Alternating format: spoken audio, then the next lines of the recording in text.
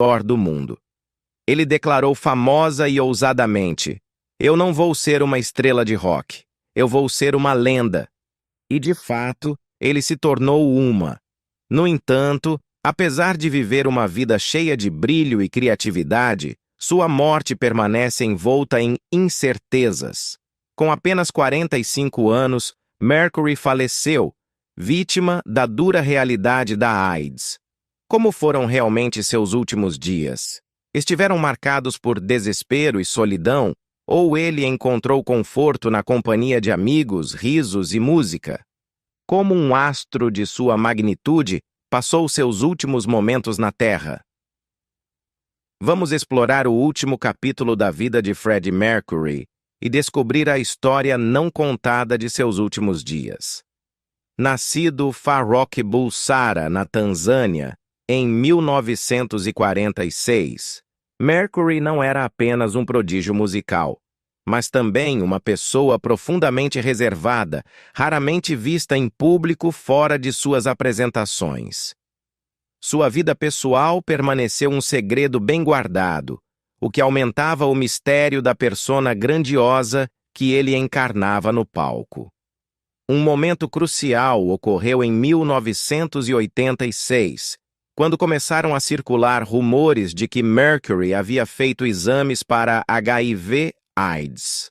Apesar da crescente especulação da mídia, ele manteve suas dificuldades de saúde em segredo, revelando a verdade apenas para aqueles mais próximos. Em 1987, a dolorosa realidade foi confirmada. Freddie Mercury foi diagnosticado com a doença terminal. A notícia foi um choque que levou o Queen a interromper repentinamente sua Magic Tour, que havia conquistado mais de 1 milhão de fãs. À medida que a dura realidade se instalava, Mercury enfrentou seu diagnóstico com uma incrível força. Publicamente, ele negou ter testado positivo para o vírus, mesmo enquanto sua saúde continuava a piorar. O guitarrista do Queen, Brian May, mais tarde lembrou do impacto emocional que essa revelação teve na banda, dizendo: "Quando descobrimos que Freddie tinha esse terrível vírus da AIDS em seu corpo, ainda havia incredulidade em nós. Você pensa, não, isso não pode acontecer com nosso amigo, não pode acontecer com o Freddie. Vai haver uma saída, ele vai se curar." E até o último minuto, nós sabíamos, mas não sabíamos. Meio que nos recusávamos a saber, se você quiser. Essa reflexão sincera de May destaca a profunda luta emocional de lidar com a perda de um amigo e companheiro de banda. Apesar da timidez e discrição naturais de Mercury, o estigma em torno do HIV, na época e até hoje, permanece um fator significativo. Esse estigma muitas vezes vem da falsa crença de que o HIV afeta predominantemente a comunidade LGBTQ, especialmente homens que fazem sexo com homens. É essencial reconhecer que o HIV pode afetar qualquer pessoa, e combater esses equívocos é fundamental para promover uma sociedade mais compreensiva e compassiva. Mercury, sempre misterioso sobre sua vida pessoal, manteve até mesmo seus colegas de banda e colaboradores mais próximos na ignorância, revelando seu status de HIV positivo somente quando sua saúde já havia se deteriorado. Embora nunca tenha discutido abertamente sua orientação sexual, aqueles ao seu redor sabiam que ele teve relacionamentos com homens e mulheres ao longo de sua vida. Com o tempo, acredita-se amplamente que ele tenha sido bissexual. Em uma época em que revelar a orientação sexual de uma estrela do rock poderia prejudicar sua imagem pública, Mercury gerenciou habilmente as complexidades de sua vida pessoal sob os holofotes. Apesar de sua necessidade de privacidade, 2 grandes relacionamentos românticos foram conhecidos do público. Ele foi noivo de Mary Austin, interpretada por Lucy Boynton, no filme Bohemian Rhapsody, e ela permaneceu sua confidente por toda a vida. Após sua morte, Austin herdou grande parte de seu patrimônio, incluindo sua luxuosa casa em Londres e os futuros royalties musicais. Embora tenha mantido um perfil discreto, Austin atuou como uma espécie de porta-voz de Mercury. Além de seu relacionamento com Austin, Mercury manteve uma parceria de longo prazo com Jim Hutton, seu cabeleireiro, de 1985 até seu falecimento. Enquanto Bohemian Rhapsody aborda a vida romântica de Mercury, o filme frequentemente minimiza seu envolvimento com a comunidade gay e atenua os excessos de seu estilo de vida, incluindo suas lutas com o álcool e as drogas. A produção dá grande ênfase à sua relação com Austin, enquanto reconhece brevemente seus parceiros masculinos. Essa abordagem seletiva levou Sacha Baron Cohen, que inicialmente estava ligado ao projeto, a abandonar o filme, sentindo que ele não retrataria toda a extensão da história de Mercury. À medida que os rumores sobre sua saúde se espalhavam, a fragilidade de Mercury se tornou inegável, com os tabloides britânicos publicando fotografias que mostravam o cantor, antes vibrante, se tornando cada vez mais magro e frágil. Em uma de suas últimas aparições públicas, um enfraquecido Mercury se juntou aos seus companheiros de banda do Queen, Brian May, Roger Taylor e John Deacon, no palco do Brit Awards de 1990, em Londres, onde eles aceitaram o Brit Award de contribuição extraordinária para a música, destacando o legado duradouro do Queen. Apesar de lutar contra a doença em particular, Mercury continuou a trabalhar e, em maio de 1991, ele apareceu no videoclipe do Queen para These Are the Days of Our Lives, seu último vídeo com a banda, um emocionante lembrete final de seu talento e paixão duradouros. Durante esse período difícil, os membros do Queen fizeram uma viagem sincera até um estúdio em Montreux, Suíça, onde gravaram sua última faixa juntos com Freddie Mercury. Brian May refletiu sobre esses momentos compartilhando. Todos sabíamos que não havia muito tempo restante. Fred queria que sua vida fosse o mais normal possível. Ele obviamente estava em muita dor e desconforto. May seguiu ressaltando a importância do estúdio para Mercury.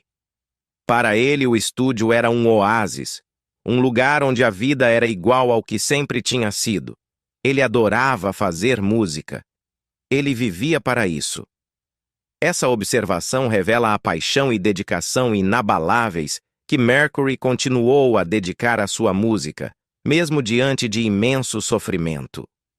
Nos últimos meses de sua vida, o brutal impacto da AIDS submeteu Freddie Mercury a uma dor inimaginável. Em um artigo para The Sunday Times, Brian May compartilhou o devastador impacto da doença no corpo do cantor, revelando que Mercury havia perdido a maior parte de seu pé devido aos estragos causados pela AIDS. Quando May, sem saber, teve um vislumbre da condição de seu companheiro de banda, Mercury imediatamente pediu desculpas pela cena angustiante, demonstrando seu habitual altruísmo. O que mais se destaca nesse momento é a determinação de Mercúrio em proteger os que estavam ao seu redor da dura realidade de seu sofrimento. Apesar de suportar uma dor excruciante, ele nunca se queixou ou sobrecarregou ninguém com suas lutas. Seu foco permaneceu totalmente voltado para a criação de música, um testemunho de seu espírito incansável. Após receber seu diagnóstico, Mercúrio embarcou em uma luta determinada contra a doença, tentando todos os tratamentos disponíveis na época. Infelizmente, o tempo não estava ao seu lado, pois a combinação terapêutica revolucionária que mais tarde iria prolongar a vida de pacientes com AIDS chegou tarde demais para ele. Brian May refletiu sobre esse trágico timing, reconhecendo que ficar pensando em cenários de e se não fazia sentido diante de tal desfecho. Durante toda a sua agonizante batalha contra a AIDS, Freddie Mercury manteve uma dignidade silenciosa, raramente falando sobre a doença que o estava dominando aos poucos. Mesmo quando finalmente contou à sua família, fez isso com uma sutileza que refletia sua força interior. Foi em agosto de 1990, quando sua irmã Kashmira notou uma marca incomum em seu pé, que ela expressou preocupação. Nesse momento, Mercúrio revelou calmamente: "Você precisa entender que o que eu tenho é terminal. Eu vou morrer." À medida que a AIDS apertava seu domínio sobre Freddie Mercury, uma decisão crucial o aguardava, em 10 de novembro de 1991. Em um ato corajoso de tomar controle de seu destino, ele escolheu interromper todos os tratamentos para a AIDS, optando apenas por analgésicos para aliviar seu sofrimento constante. Depois de dedicar sua vida à música e à sua banda, Queen, Mercury encontrou seu destino com uma aceitação silenciosa. Seus últimos dias foram passados no conforto de sua casa em Kensington, deitado na cama e olhando para o jardim familiar que havia testemunhado tantos momentos de sua vida extraordinária. De acordo com a Vice, Mercúrio estava rodeado por uma rede de apoio dedicada em seus últimos momentos. Amigos e cuidadores se revezavam ao seu lado, garantindo que ele nunca ficasse sozinho por longos períodos. Embora enfraquecido, meio cego e em constante dor, Mercury encontrou certa medida de paz na companhia daqueles que o amavam. Jim Hutton, Mary Austin e outros amigos próximos tornaram-se seus companheiros fiéis, permanecendo ao seu lado até o fim. Entre seu círculo íntimo, apenas alguns sabiam da extensão completa de sua condição, incluindo seus companheiros de banda do Queen e um pequeno grupo de amigos confiáveis. Mary Austin, frequentemente chamada de o amor da vida de Freddie, foi uma das poucas que conseguiu passar tempo com ele durante suas últimas semanas. Elton John, um amigo próximo e solidário, também soube do diagnóstico de Mercury e compartilhou a dor de testemunhar seu declínio. Peter Freestone, leal assistente pessoal de Freddie, desempenhou múltiplos papéis como confidente e cuidador nos últimos meses de Mercury. Morando com ele na Garden Lodge, em Kensington, Peter ofereceu apoio emocional e físico durante esses tempos difíceis. Apesar das circunstâncias esmagadoras, a casa manteve uma atmosfera pacífica, com Freddie expressando seus medos e sua vulnerabilidade sobre o diagnóstico de AIDS.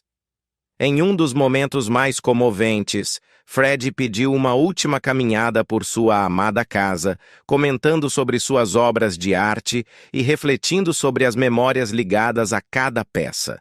Nestes últimos momentos, o maior desejo de Freddie era simples: paz.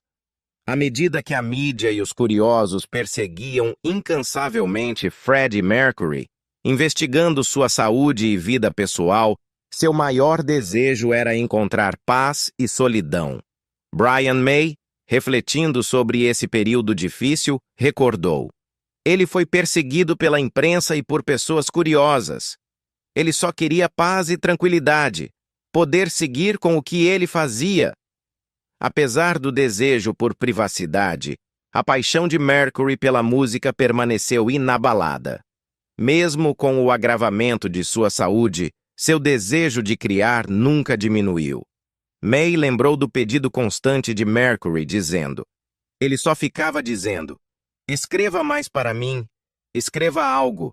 Eu só quero cantar isso e fazer. E quando eu me for, vocês podem terminar." Ele realmente não tinha medo. No início de novembro de 1991, quando Mercury retornou a Londres, ele confidenciou aos seus companheiros de banda, dizendo: "Não estou me sentindo muito bem. Acho que deveria parar por aqui. Eu termino quando voltar na próxima vez." Como May mais tarde lembrou. Eles não faziam ideia de que seria a última despedida. Infelizmente, o cantor de Alguém para Amar nunca retornou. Em 23 de novembro de 1991, Mercury tomou a dolorosa decisão de divulgar uma declaração confirmando as especulações sobre sua saúde. Conforme reportado pelo The Guardian, ele reconheceu publicamente seu diagnóstico. Ele havia testado positivo para HIV/AIDS. A declaração dizia: após a enorme conjectura na imprensa nas últimas 2 semanas, desejo confirmar que fui testado positivo para HIV e estou com AIDS. Esse foi o momento em que a luta privada de Mercúrio foi finalmente revelada. Com seu compromisso com a privacidade, Mercury explicou: eu achei correto manter essa informação em privado até o momento, para proteger a privacidade das pessoas ao meu redor. No entanto, apesar de seu caráter normalmente reservado, ele entendeu a importância de ser aberto com seus fãs. No entanto, chegou o momento em que meus amigos e fãs ao redor do mundo precisam saber a verdade, e espero que todos se juntem a mim, aos meus médicos e a todos ao redor do mundo na luta contra essa terrível doença. Fiel aos seus princípios, ele reiterou: minha privacidade sempre foi muito especial para mim e sou famoso pela minha falta de entrevistas. Por favor, entendam que essa política continuará. Seu desejo inabalável de manter o controle sobre a narrativa de sua vida, mesmo diante de um diagnóstico que alteraria sua existência, estava claro.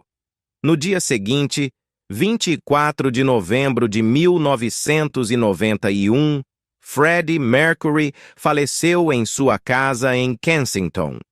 A notícia foi recebida com choque e tristeza em todo o mundo, e fãs se reuniram espontaneamente em frente à sua casa, criando um santuário em sua homenagem. Mensagens de grafite cobriram as paredes, ilustrando o profundo impacto que ele teve na vida de milhões. Brian May, lutando para lidar com a perda, compartilhou sua dor com o The Telegraph, expressando o profundo vazio deixado pela morte de Freddie. A perda de um amigo, companheiro de banda e gênio musical foi sentida não apenas pelo Queen, mas por todo o mundo da música. Brian May, refletindo sobre os dias que antecederam a morte de Freddie Mercury, falou sobre a atmosfera estranha e surreal que o cercava. Ele disse: todos nós ficamos nos perguntando se era uma ilusão e se ele iria ser curado. Você não consegue realmente lidar com isso direito. Então recebemos a ligação. Os membros da banda, ainda mantendo uma pequena esperança, lutavam para aceitar a dura realidade que se aproximava cada vez mais. Foi surreal, continuou May. Mesmo sabendo há tanto tempo que o inevitável estava chegando, ainda parecia impossível. Apesar dos meses de antecipação, a ideia de perder Freddie ainda parecia inimaginável. A verdade atingiu May quando ele viu a notícia na televisão. Todos nós nos reunimos, conversamos, tomamos um drink e depois vimos o anúncio na TV. Curiosamente, foi quando parecia real pela primeira vez. Você pensava: oh meu Deus, ele realmente se foi, e todo mundo sabe agora, não pode ser desfeito. O funeral de Freddie foi um evento profundamente pessoal, frequentado apenas pelas pessoas mais próximas a ele. Mary Austin, encarregada das suas cinzas, manteve o local de seu descanso final em segredo por mais de 2 décadas. Temendo o potencial de vandalismo devido ao estigma relacionado à AIDS na época, ela manteve os detalhes privados. Essa decisão de proteger o local de descanso de Freddie destaca a dura realidade de viver com HIV/AIDS naquela época e o estigma que frequentemente o acompanhava. Mary cumpriu sua promessa a Freddie, mantendo a privacidade que ele tanto valorizava até o seu falecimento. A última mensagem de Freddie para Elton John, escrita nos dias antes de sua morte, refletia a amizade profunda que ambos compartilharam ao longo dos anos. Elton, um dos poucos que teve permissão para estar no círculo íntimo de Freddie durante seus momentos finais, Foi testemunha dos devastadores efeitos da AIDS em seu amigo. Em suas memórias, Elton descreveu o impacto da doença, deixando Fred frágil, perdendo a visão e coberto por lesões de sarcoma de Kaposi. Apesar do pesado impacto na saúde de Fred, ele encontrou conforto na companhia de amigos próximos como Elton. Elton, por sua vez, lutava com a dolorosa visão do corpo debilitado de Fred. Ele se perguntava se Fred compreendia completamente a gravidade de sua condição ou se ele escolhia desafiá-la, continuando a encarnar a personalidade vibrante e ousada que ambos tanto apreciavam.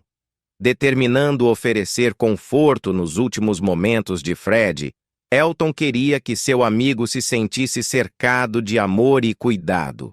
A amizade deles foi uma tábua de salvação para Elton, especialmente durante sua luta contra o vício em drogas. Fred teve um papel crucial em encorajar Elton a procurar ajuda para o vício em cocaína, oferecendo apoio em meio às pressões da fama compartilhada. Nos últimos 2 anos de sua vida, Fred escolheu uma vida de quase total isolamento, um contraste marcante com sua vida habitual sob os holofotes. Mesmo seu amigo mais próximo e cantor, Peter Straker, desconhecia o diagnóstico de Fred, refletindo seu desejo de proteger as pessoas que ele amava da dolorosa verdade. Apesar de sua saúde em declínio, a consideração de Fred nunca vacilou. Ele conseguiu comprar presentes de Natal para seus entes queridos, garantindo que fossem entregues após sua morte, um último ato de bondade. O último presente de Natal de Fred para Elton foi um gesto profundamente significativo, simbolizando o vínculo duradouro entre eles. Ele escolheu uma pintura de Henry Scott Tuck, um dos artistas favoritos de Elton, como presente. Embalada em uma capa de travesseiro, a pintura veio com uma nota que refletia o senso de humor compartilhado e os alter egos queridos de ambos. A nota dizia: "Querida Sharon, achei que você gostaria disso. Com amor, Melina. Feliz Natal." Essa troca de presentes foi um reflexo da conexão única e divertida que eles tinham, destacando a profundidade da amizade deles, apesar dos danos causados pela AIDS e do impacto que ela teve sobre ele. A preocupação de Fred com os outros permaneceu inabalável. Elton comentou: "Por todos os direitos, Fred deveria ter passado aqueles últimos dias preocupado apenas com o próprio conforto. Mas ele não era assim. Ele realmente vivia para os outros." Fred faleceu em 24 de novembro de 1991, deixando um vazio irreparável. Semanas depois, enquanto Elton lidava com a perda, um amigo apareceu à sua porta com um presente inesperado. Embalado em uma capa de travesseiro, estava a pintura de Fred, acompanhada da nota comovente.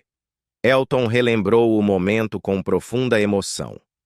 "Eu estava deprimido quando um amigo apareceu à minha porta e me entregou algo embrulhado em uma capa de travesseiro. Eu abri e dentro estava uma pintura de um dos meus artistas favoritos, Henry Scott Tuck. E havia uma nota na frente de Fred. Assinada Melina, a nota era um lembrete tocante da habilidade de Fred de trazer alegria para as pessoas ao seu redor, mesmo nos seus últimos dias. Elton, emocionado até as lágrimas, refletiu sobre o amor e calor que Fred exalava. Por mais triste que tenha sido aquele momento, é muitas vezes o que penso quando me lembro de Fred, porque captura o caráter do homem. Na morte, ele me lembrou do que o tornava tão especial na vida.